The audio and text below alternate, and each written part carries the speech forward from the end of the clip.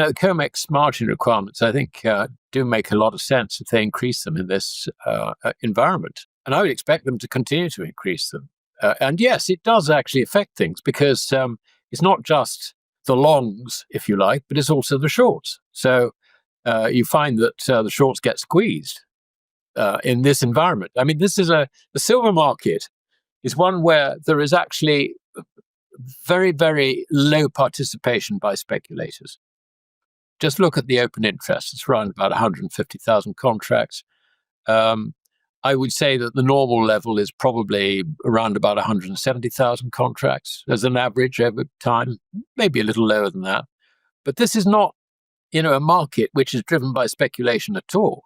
So when the margin requirements are increased, it doesn't hit the speculators so much, it hits the establishment. So, it hurts the bullion bank traders, the swaps, that category in particular.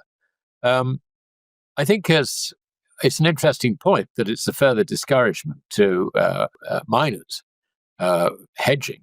I can understand that. I think as far as industry is concerned, they don't care too much about this because they're in there buying silver, basically, by stand for delivery. That's really their interest. But it's all part of this tightening up the market. I mean, there was someone who put out a thing the other day about how the increase in margin requirements on Comex was hitting the big US banks. And consequently, the Fed had to step in with repos of around about 17 trillion. Sorry, 17 billion, not trillion, 17 billion. Now, actually, if you looked at the numbers, I mean, there's complete nonsense because it's not the banks who are short. They're actually long of silver derivatives. It's the non-US banks, the 17 non-US banks, which are short. And of course, they're long in London. The Fed, this was on Christmas Eve, the Fed producing, repo, intervening in the repo market. I mean, the reason they intervene in the repo market is basically to hold the rates within their target range. And we've got a year end.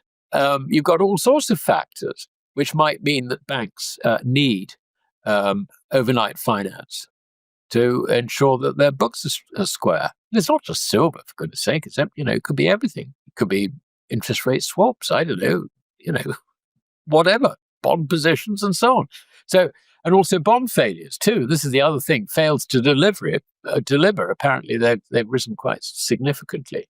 So I think the point about increased margin requirements on futures and options, I think we must expect that with this volatility.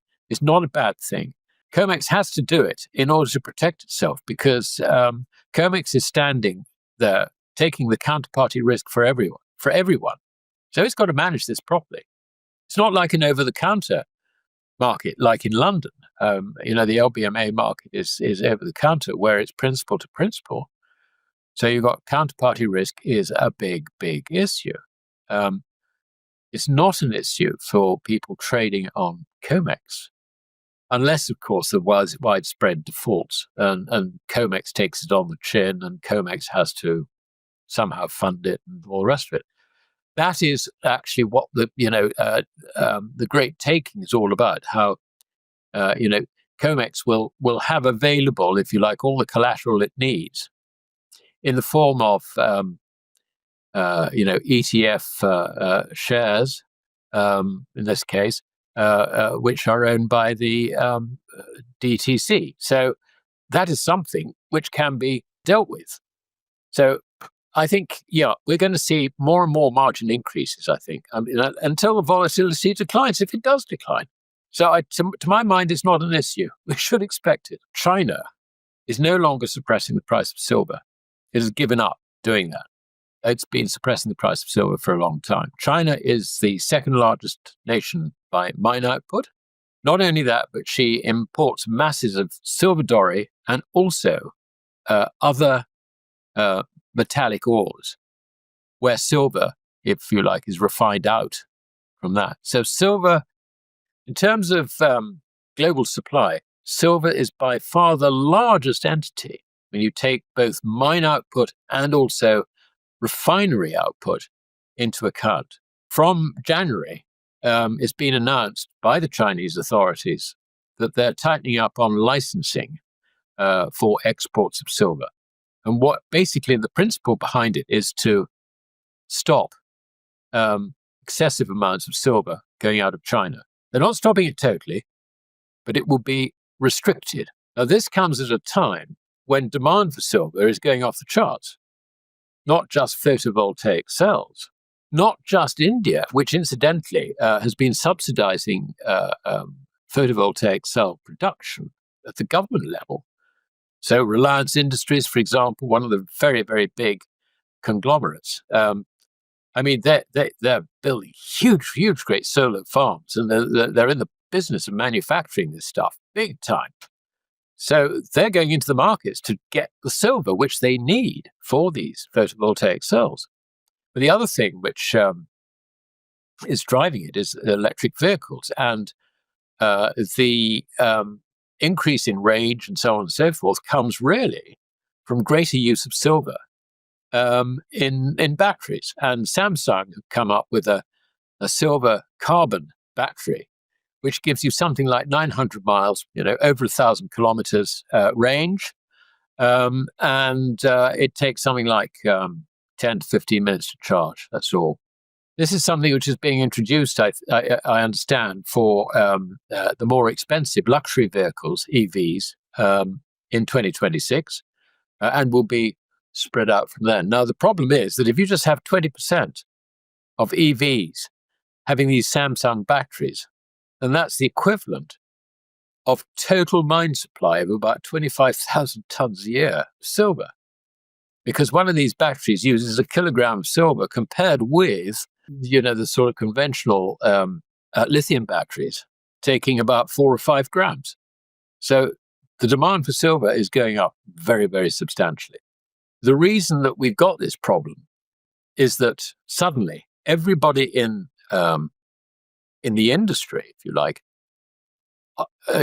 need silver. They've got to go and buy it. So they're actually raiding the markets. They're going into London and buying forward contracts and standing for delivery. They've been doing this on Comex more visibly. Stand for deliveries this year so far are about 15,000 tons.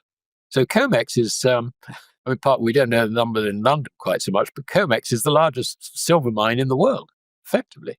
It's the largest source of silver. So, by a long chalk. I mean, if you're looking, I worked it out, something like 58% of mine production is actually being stood for delivery on Comex. This is just staggering. So it's not surprising that the price for silver is going through the roof. I mean, the other point worth making is that we tend to look at these things as investors in regulated investments. Now, if the price of, let's say Microsoft or Nvidia or whatever goes up, then we know that it will rise to the point where sellers come in, because you've got buyers and sellers there the whole time. They're not all the same way. Okay, they like to ride a rising market, and more buyers will come in on the rising market. But at some stage, you will find that sellers will take profits. And so there will come in some supply. Price rises to the point where supply comes in. This is not happening with commodities, for the very simple reason that you don't have that depth, if you like, of investor interest. These are non-regulated investments. They're not in the investment pool at all. It's purely industrial. So any hedging there is from industrial sources. So if you look at mines, for example, traditionally they've been the ones that hedge production because, they've got the bills to pay and all the rest of it. And if they get a price for silver, they don't want to find that the silver which they extract over the next quarter buys less than it does today. So they would hedge their production. What do they do now? I mean, they've got no interest in doing that. It doesn't make any sense. They see what's happening. They know that China has stopped supplying the West. They know that prices are going higher. So what do? Mine? No, I'm not going to hedge I'm just going to ride it. I mean, why not? And not only that, But now we are actually profitable at these levels, and consequently, we don't need to hedge future production. So this throws the emphasis back on the swaps, the bullion bank trading desks, in order to try and keep, if you like, keep the price down, or to take profits if they happen to be net long. They don't want to get into the situation where they're even more short, because basically they are short on Comex. And the problem in London is they may well be long on London, but people are standing for delivery. And as they stand for delivery, they reduce the amount, if you like, of outstanding contracts, because someone standing for delivery, who has bought, in other words, let's say a bullion bank has sold, forward delivery of 1 million ounces or whatever, they will have covered themselves on the other side. So equally, someone who is long will find that, really, the market is contracting on him, and he can't cash it in. He won't find a buyer for his long position, because the entire market is contracting. The entire derivative market is contracting. So this lack of liquidity is really what's driving the whole situation. And I think that the fallout from the Chinese situation has only just started. It really has. It's an unusual event, but it does happen from time to time. And I think the other thing behind it is that decades of fiat currencies have distorted the entire commodity scene so much. It's had the effect of driving commodity prices down in real terms, while they appear to be rising in dollar terms. It's because the dollar is not rising fast enough. The dollar price isn't rising fast enough to account for the depreciation of the dollar. Consequently, if you look at copper in particular, which is another must-have metal for the same reasons as silver, the price measured in gold is roughly 18% of where it should be in terms of long-term value. So that means that even priced in gold, copper is likely to increase by 4 or 5 times. So what does that do to the price of copper in dollars? Well, through the roof. And as the markets begin to understand this, the supply of copper is going to into markets is going to diminish.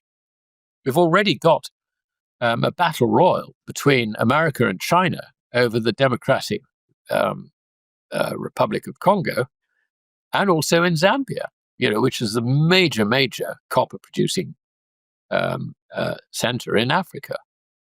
So, and China, I understand, is the largest refiner of copper. If China puts that on the restricted list, then I think it's going to be, people will wake up, I tell you, they really will wake up.